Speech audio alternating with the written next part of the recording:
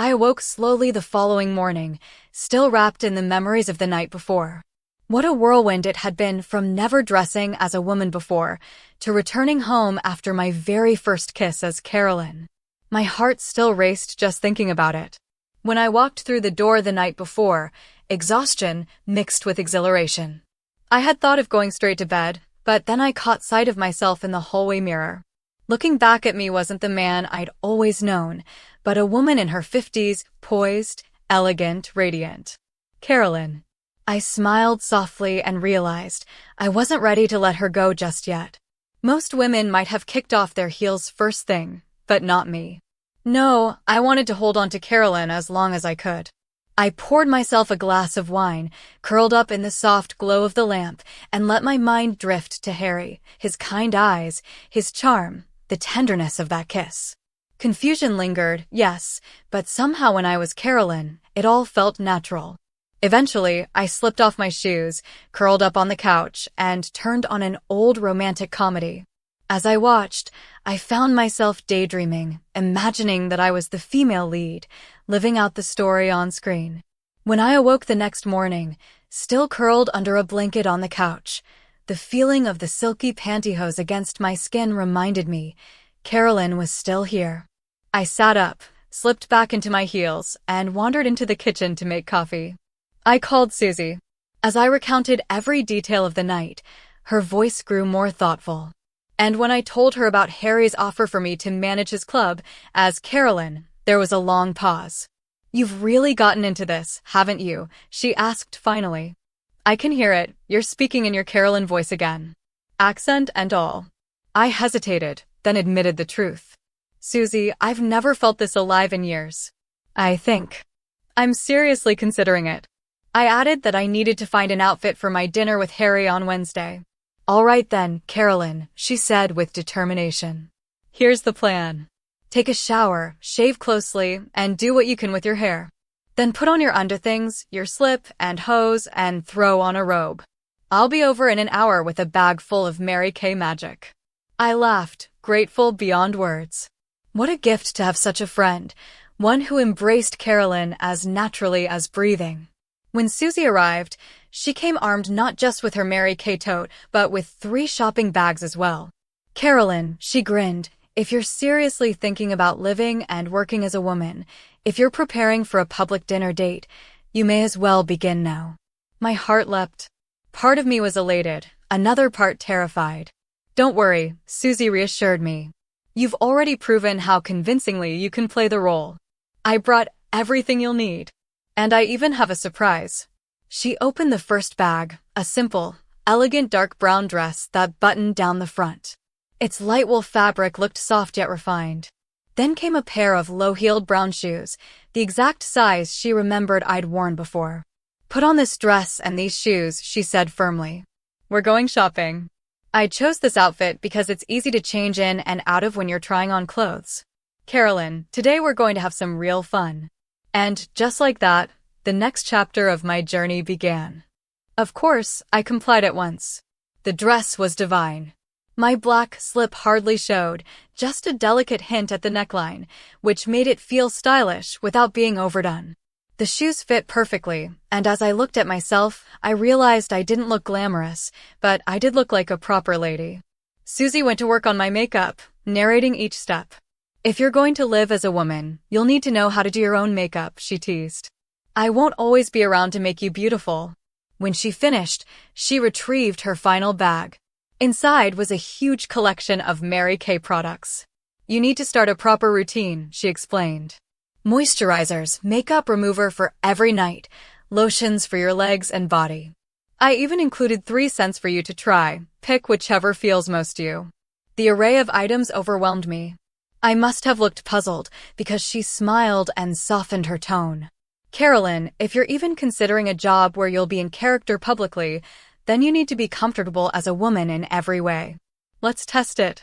You have your dinner with Harry in 3 days, right?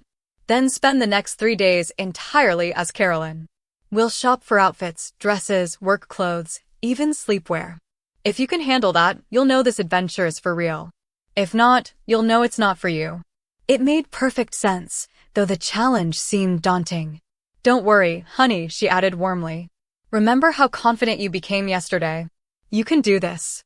And if it doesn't work out, we'll just donate everything to Goodwill. All right, I said with a nervous smile. I'm up for the challenge. And honestly, I love how I look.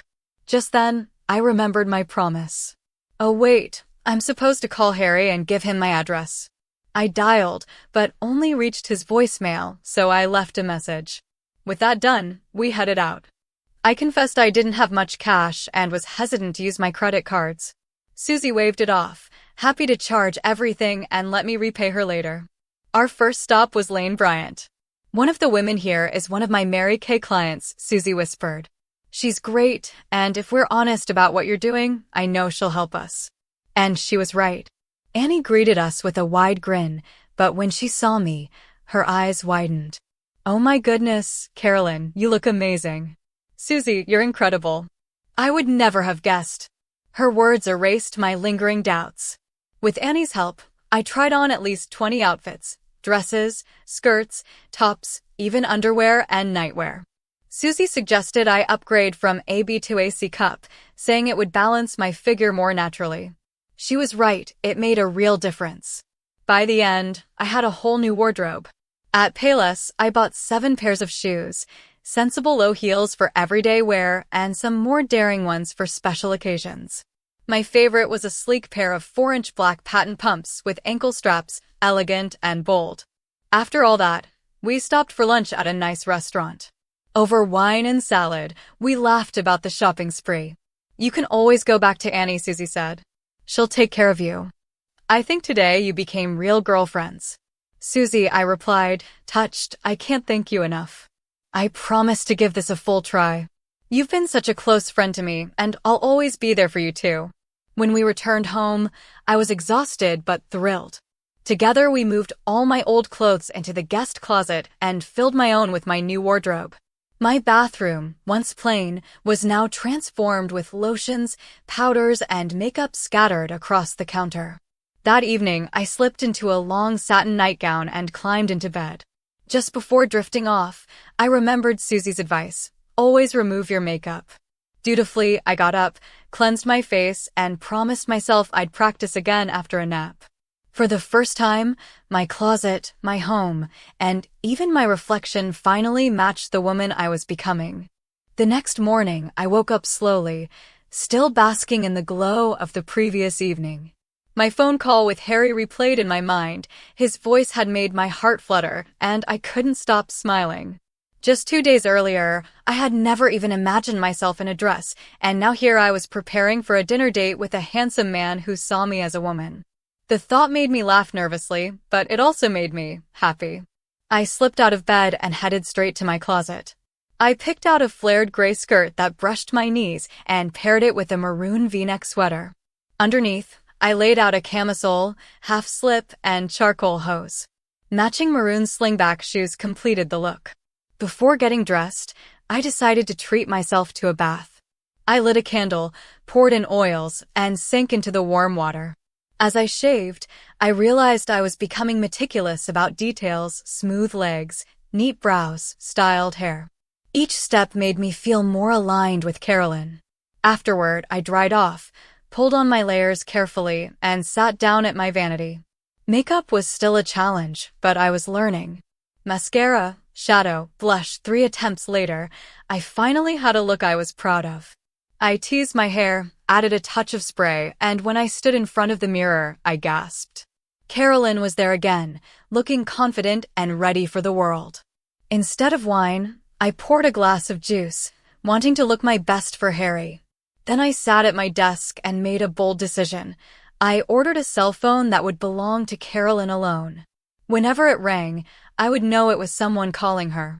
I spent the evening browsing websites about crossdressing and discovered breast forms, prosthetics that could create a natural feminine shape. I bookmarked a local store and decided not to tell Susie just yet. Maybe I could surprise her. The thought of Susie made me smile. She had been so supportive. I called and asked if she'd like to come over the next evening. She agreed instantly, promising to bring wine and make it a girls' night. After hanging up, I slipped into a satin green gown with a matching robe. I removed my makeup, moisturized, just as Susie had taught me, and curled up on the couch to watch an old romantic film. Again, I found myself imagining what it would be like to play the female lead. That night, as I drifted to sleep, I knew one thing for certain. Carolyn's story was only beginning. The first full day living as her would definitely not be the last. When I woke late the next morning, I stretched and smiled. Tomorrow was my dinner with Harry. The butterflies in my stomach told me everything I needed to know. I wasn't just dressing the part anymore. Carolyn was becoming real. The next morning, I woke up smiling. The night before had been unforgettable, full of laughter, warmth, and closeness with Susie. More than anything, I was beginning to realize how natural it felt to live as Carolyn. I stepped into the bathroom and was pleasantly surprised. Cindy's styling had held up wonderfully. My hair still looked polished, and I only needed a light touch-up. A hot shower followed, and I carefully shaved my legs. Thanks to my recent waxing, it was quick and easy. Lotion followed, a new ritual I had grown to love. The scent clung softly to me, reminding me of Susie's compliment the night before. I slipped into fresh lingerie and my waist cincher, still getting used to the snug pull across my torso. For the day, I chose a silky red blouse paired with a frilly cream skirt. Nude pantyhose smoothed my legs, and though I had planned to wear comfortable low heels, I couldn't resist trying on a pair of red pumps with 3-inch heels. They made my legs look stunning and matched my blouse perfectly. At the mirror, I admired my reflection. The breast forms gave me a shape I was slowly getting used to. Jewelry completed the look, a red and gold necklace, a matching bracelet, and a faux ruby ring. A spritz of perfume, and I felt ready for the day. Heading into the kitchen, I was met with last night's messy counters. I laughed at myself. Here I was, dressed elegantly, but forced to cover it all up with a plain bathrobe to protect my blouse. Even so, the heels clicked against the floor as I cleaned up, and I loved the feeling of living as Carolyn in the little things. Later, I poured coffee, peeled a banana, and smiled as memories of Saturday night with Harry filled my thoughts. Then came a knock at the door, the FedEx delivery man, holding a package. My heart skipped. It was my new cell phone, ordered just for Carolyn. Signing for it felt surreal, but the courier didn't question me at all. I set it up immediately, recording a voicemail greeting in my softer Carolyn voice. I called Harry, eager to make him the first number dialed. Again, only voicemail. I left him my new number and asked him to call back. No sooner had I hung up than the doorbell rang again. This time, it was the florist. He smiled as he handed me a long box and teased, "You're quite the popular lady, Carolyn." Inside was a dozen red roses, with a note from Susie. "Darling Carolyn, if you're worth 1 rose from Harry, you're worth 12 from me." I loved our night. Love, Susie. My heart melted. What a thoughtful gesture. I called Susie immediately, hoping we could meet for lunch. She was busy, but suggested cocktails at 6 p.m. The idea of going out thrilled me, another chance to step into the world as Carolyn. The rest of the day passed with coffee, the morning paper, and a bit of research online. I browsed guides about passing more convincingly in public, and though I envied the glamorous photos of others, I reminded myself I didn't need to be perfect. If Harry and Susie saw something special in me, then that was enough. Carolyn wasn't just a disguise anymore. She was becoming me. The next morning, I found myself deep in thought about Harry's job offer. At first, it had seemed like a wild fantasy. But after 3 full days living as Carolyn, I realized I was happy. Happier than I'd been in years. Still, there were doubts. Was this just an adventure? Could I truly sustain this life? I was discovering that being Carolyn wasn't just fun, it was also high maintenance. Clothing, shoes, makeup, jewelry. There were endless details. For the first time, I understood why women spent so much time shopping. I chuckled at myself. Who doesn't need another pair of heels?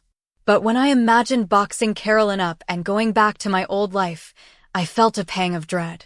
No, I couldn't give this up.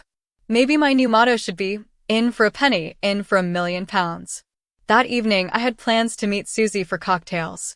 I decided she was the one person I could trust to talk this through with. Before leaving, I shaved, touched up my makeup, and slipped back into my red blouse and skirt. With smoky eye makeup and my coat pulled snugly, I felt professional and confident. At the bar, I ordered a cosmopolitan, trying my best to blend in with the after-work crowd of women. When another woman asked if I'd shift down a seat so she and her friend could sit together, I did so gladly. We chatted for nearly 20 minutes before Susie arrived. She smiled at me warmly. "Well, don't you look like a professional woman tonight, Carolyn?" I grinned back. "Why, thank you, darling. You look radiant yourself." Over drinks, I thanked her for the roses. She squeezed my hand and laughed. "Carolyn, I've thought about you all day. I can't wait to see you again." We decided to walk to a restaurant nearby, and over dinner I finally broached the subject. "Susie, I need your advice. Harry's offer is tempting. I can't imagine giving Carolyn up.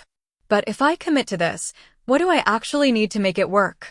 Is my wardrobe enough? How many outfits, shoes, purses, coats?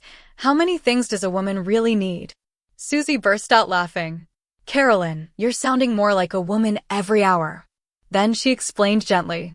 "One skirt can pair with several tops. A handful of shoes can cover most occasions.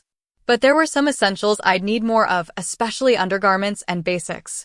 Her reassurance calmed me, and by the end of the meal, I was already making mental notes for my next shopping trip. As the night settled in, Susie looked at me with a mischievous grin. "Would you like to come back to my place for a nightcap? Maybe a movie?" There was no hesitation in my heart. I agreed. And as we walked out together, I felt a spark of excitement about where this new chapter might lead.